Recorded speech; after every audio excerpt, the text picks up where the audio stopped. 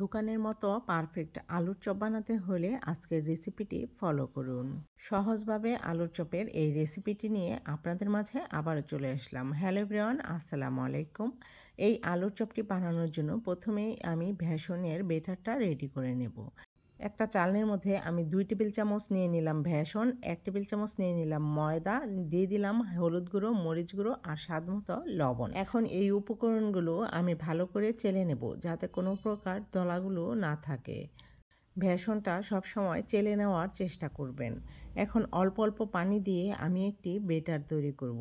বেটারের ঘনত্বটা এতটা পাতলাও হবে না, আবার এতটা ঘনও হবে না, মিডিয়াম লেভেলের একটা ঘনত্ব তৈরি করে নিলাম। এর ঘনত্বটা আপনাদের দেখেই বুঝে নিতে হবে। বেটারটা রেডি হয়ে গেলে এখানে আমি একটা ডিম দিয়ে দিলাম। এই ডিমটা বেটারের সাথে ভালো করে ফেটিয়ে নিতে হবে।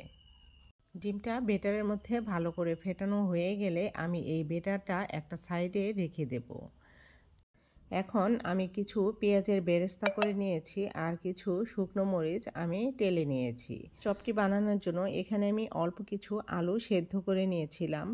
এখন এই আলুগুলো আমি ভালো করে ম্যাশ করে নেব। আলুগুলোকে এমনভাবে ম্যাশ করতে হবে যাতে এই আলুর মধ্যে ছোট ছোট দানা না থাকে। এখন এই আলুর মধ্যে আমি দিয়ে দিলাম কেটে রাখা কিছু পেঁয়াজ, দিয়ে দিলাম কেটে রাখা কাঁচামরিচ, এখন দিয়ে দিলাম যে পেঁয়াজের বেরেস্তা করে রেখেছিলাম এই পেঁয়াজের এই বেরেস্তা, শুকনো মরিচ যে ভেজে রেখেছিলাম গুঁড়ো করে দিয়ে দিলাম স্বাদ মতো লবণ, এখন দিয়ে দিলাম একটু হলুদ গুঁড়ো। এখন সবগুলো উপকরণ একসাথে মিশিয়ে নেব। আমি হাত দিয়ে ভালো করে মেখে একসাথে সবগুলো উপকরণ মিশিয়ে নিচ্ছি। সবগুলো উপকরণ যখন একসাথে ভালো করে মিশিয়ে নেওয়া হয়ে যাবে তখন এখান থেকে আমি অল্প অল্প করে নিয়ে আলুর চপের শেপ দিয়ে নিচ্ছি। এটা যে কোনোভাবেই শেপ দিয়ে নেওয়া যাবে, কেউ লম্বা করে দেয়, কেউ গোল করে দেয়, আর আমি গোল করেই শেপটা দিয়ে নিচ্ছি। গোল গোল করে শেপ দিয়ে আমি একটা প্লেটের মধ্যে রেখেছি আমার সুবিধার জন্যে।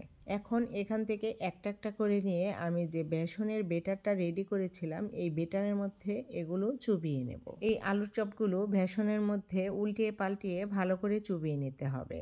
আগে থেকেই আমি ফ্রাই প্যানে তেলটা অল্প আঁচে গরম হতে দিয়েছিলাম। তেলটা যখন গরম হয়ে যাবে একটা একটা করে আমি এই চপগুলো দিয়ে দিলাম। এই রেসিপিটি বাসায় একবার হলেও ট্রাই করবেন, না হলে বুঝতেই পারবেন না যে বাহিরের আলুর চপের থেকে ঘরোয়া আলুর চপের যে কতটা টেস্ট। এই চপটা যখন একটা সাইড হয়ে যাবে আমি উল্টিয়ে অপর সাইডটিও আমি ভেজে নেব। এই তো আমার সবগুলো আলুর চপই ভেজে নেওয়া হয়ে গেছে। এভাবে অনেক সহজেই বাসায় আলুর চপ বানিয়ে নিতে পারেন।